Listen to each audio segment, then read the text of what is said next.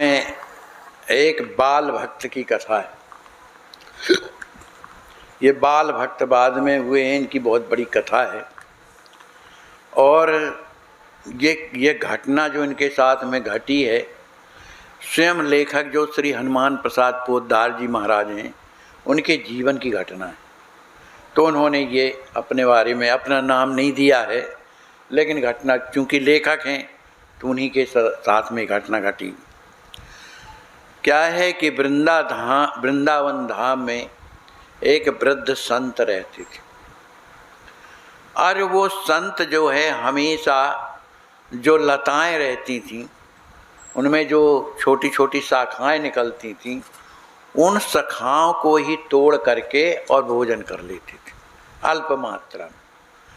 माने उनको द्रमलता कहती हैं। तो उन्हीं को भोजन करते थे और बड़े निराले संत थे और हमेशा कुंज वन में रहते थे। वृंदावन में भी तो बहुत से कुंज हैं ना, तो उन कुंजों वन में हमेशा विहार करते रहते थे। लेकिन इनकी अवस्था अत्यधिक हो गई थी। शरीर जो है इनका जीर्ण शीर्ण हो गया था। तो ये विहार करते थे। तो अब हुआ ये कि इनके जो गुरुदेव थे,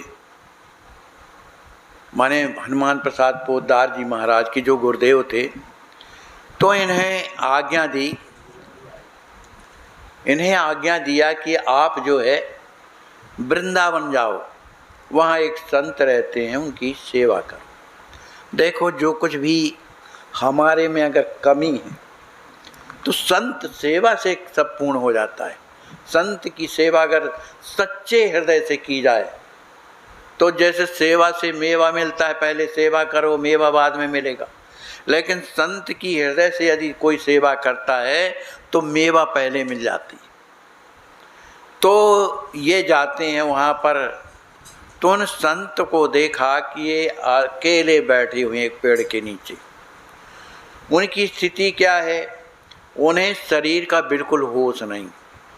उनके नेत्र से अविरल अश्रुधारा बह रही और मुंह से कुछ ना कुछ कह रहे हैं, भगवान का नाम स्मरण कर रहे हैं। और जब वो होश में आते हैं तो उसी पेड़ के नीचे बैठे बैठे पक्षियों को बुलाते हैं, अरे आओ तुम लोग, कहाँ वहाँ बैठी, थोड़ा हमारे साथ में बैठ के खेलो, आओ।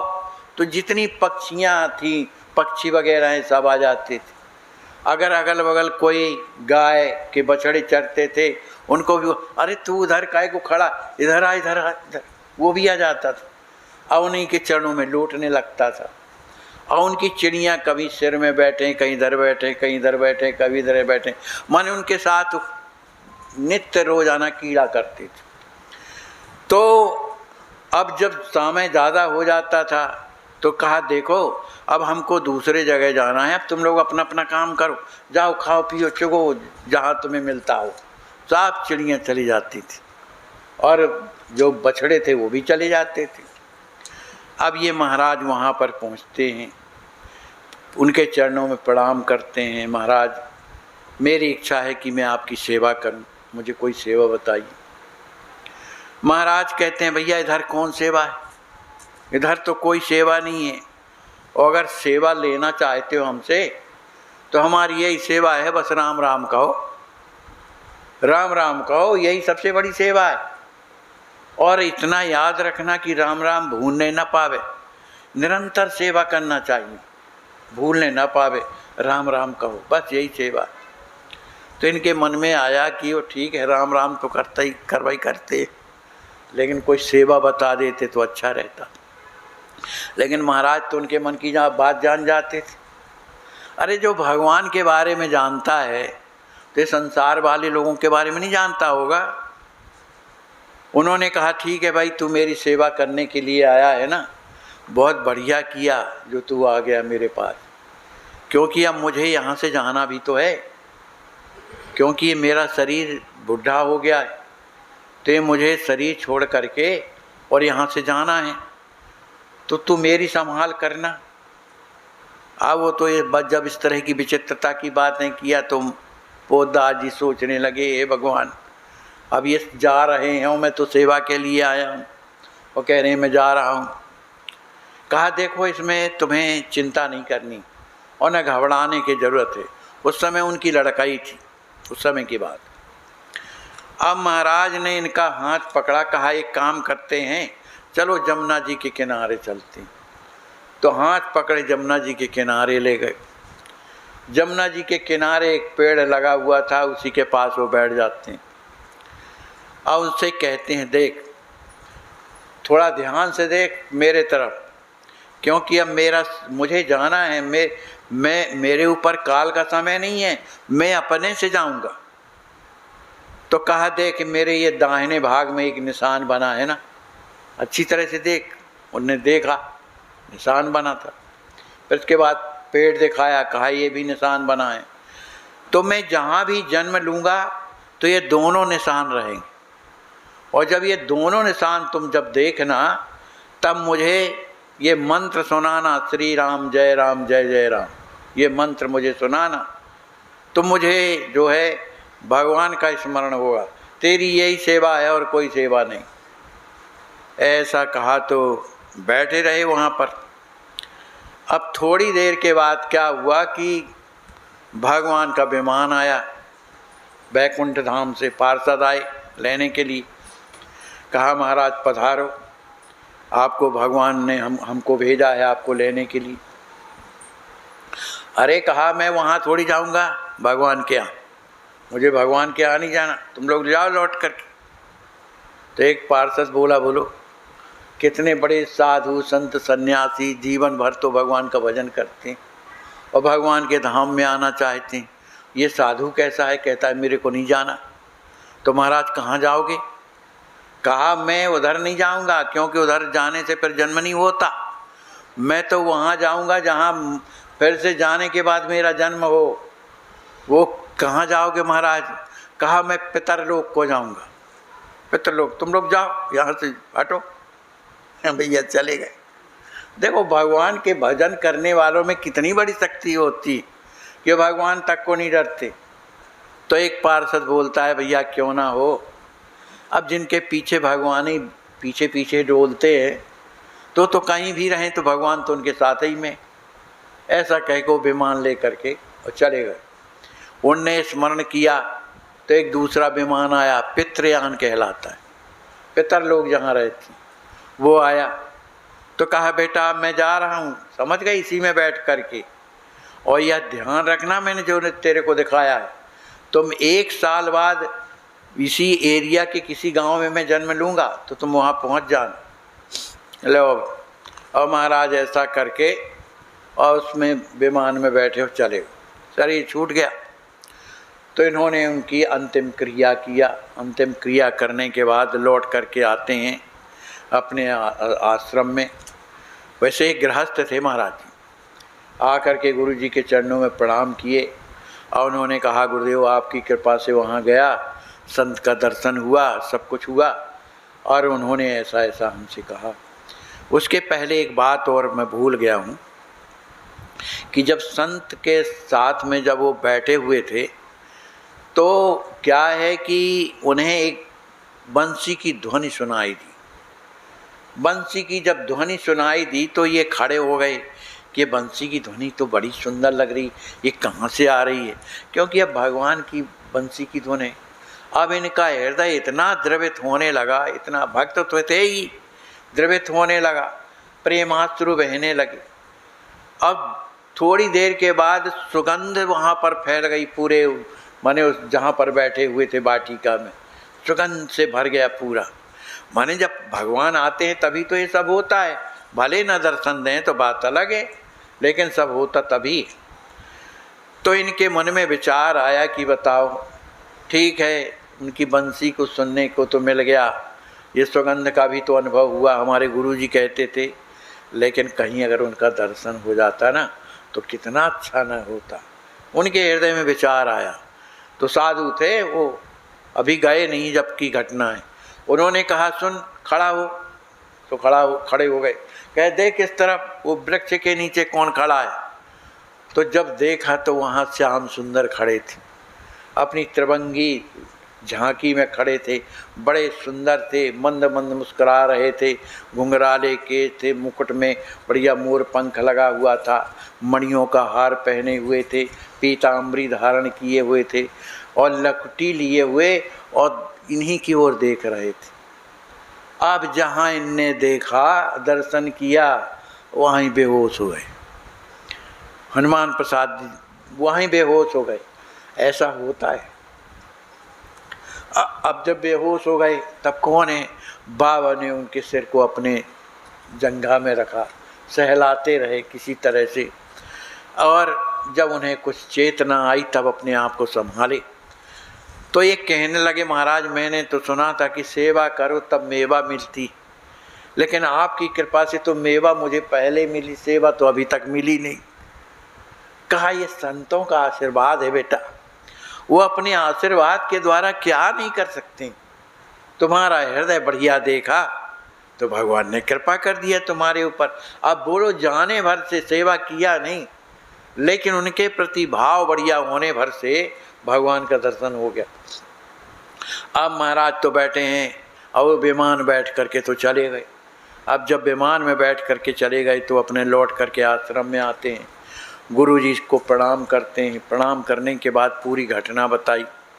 उनके गुरु जी बड़े प्रसन्न, गुरु जी का नाम नहीं जानते, बड़े प्रसन्न होते हैं, हृदय से लगा लेते हैं, वाह भाई तू तो मुझसे बढ़िया निकला। इस तरह का गुरु जी आशीर्वाद देते हैं। कहे और क्या कहा है?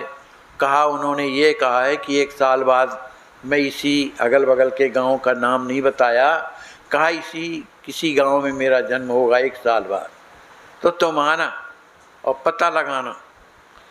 तो 1 साल बाद कहा तो फिर तू जा, 1 साल तो पूरा हो गया। तो गुरु जी की आज्ञा लेकर के आते हैं। अब उसी एरिया में घूमने लगे। उन्होंने कहा भैया 1 साल के अंदर किसी बालक का जन्म हुआ है कहीं?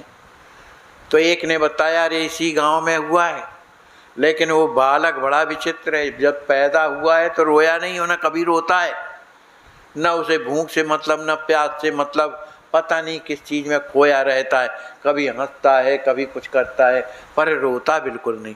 वो समझ गए कि वो ही। तो कहा कहाँ है उनका घर? तो लोगों ने बताया कि चले जाओ एक ब्राह्मण के यहाँ है, उनका जन्म हुआ। अरे उस लड़के से आपका क्या संबंध? कुछ नहीं, ऐसे ही है, बताया, चले। उधर जा कर के अब चूँकि साधु तो थे ही, गृहस्थ साधु थे, दरवाजे में अब उनका दर्शन करना है, इसलिए भिक्षुक बन गए कि हमें भिक्षा दो। तो एक बालिका निकलती है भिक्षा सीधा लेकर के।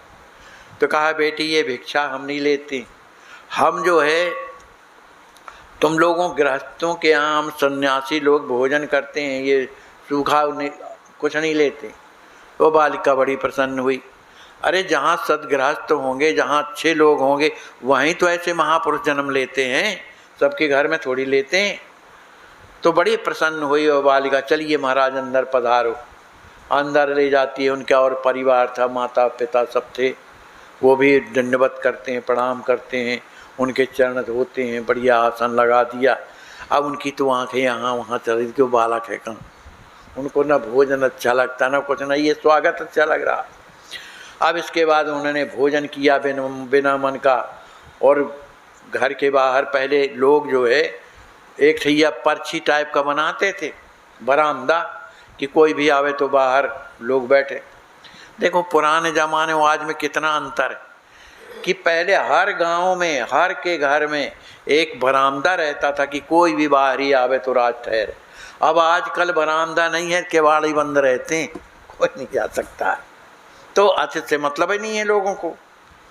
अब ये बाहर जा कर के बरामदे में एक चौकी पड़ी थी, उसी पर बैठ गए, सोचने लगे कैसे उनका दर्शन हो।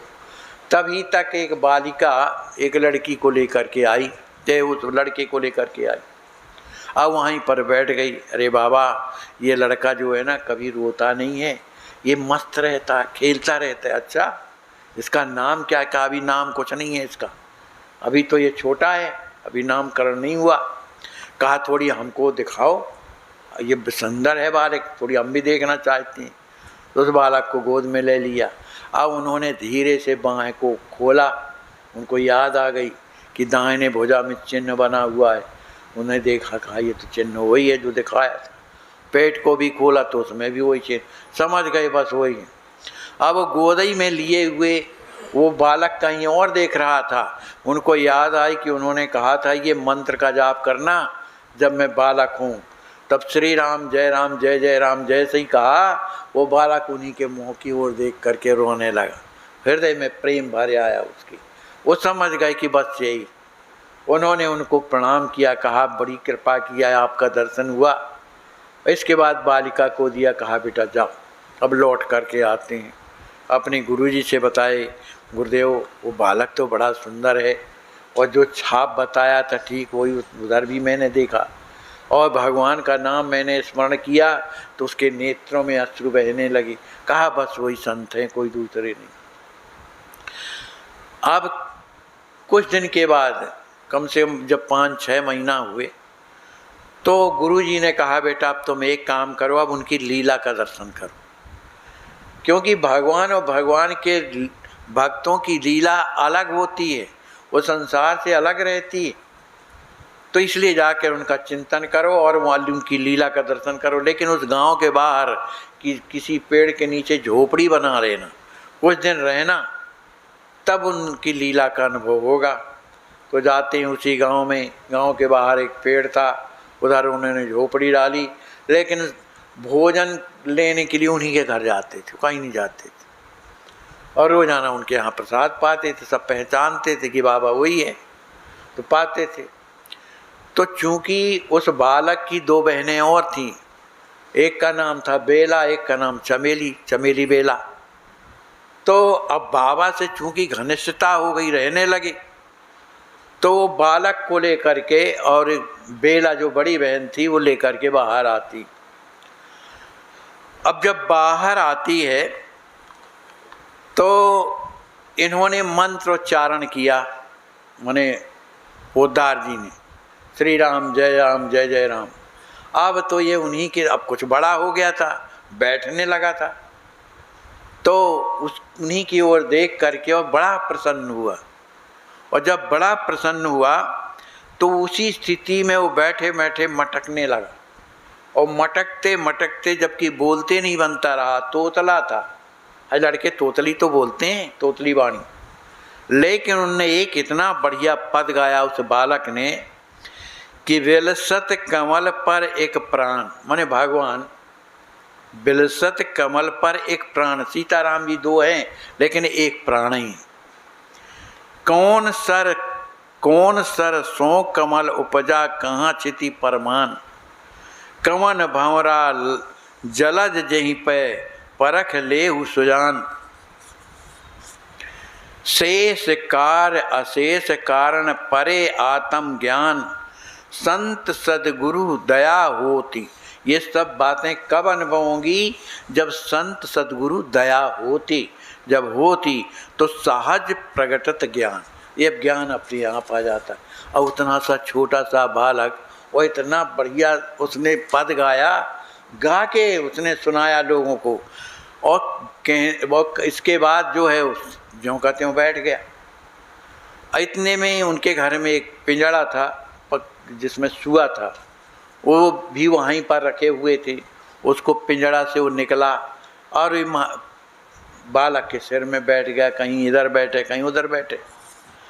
अब जो उसकी बहन जो बड़ी थी, जिसका नाम बेला था, अब वो तो पागल हो गई।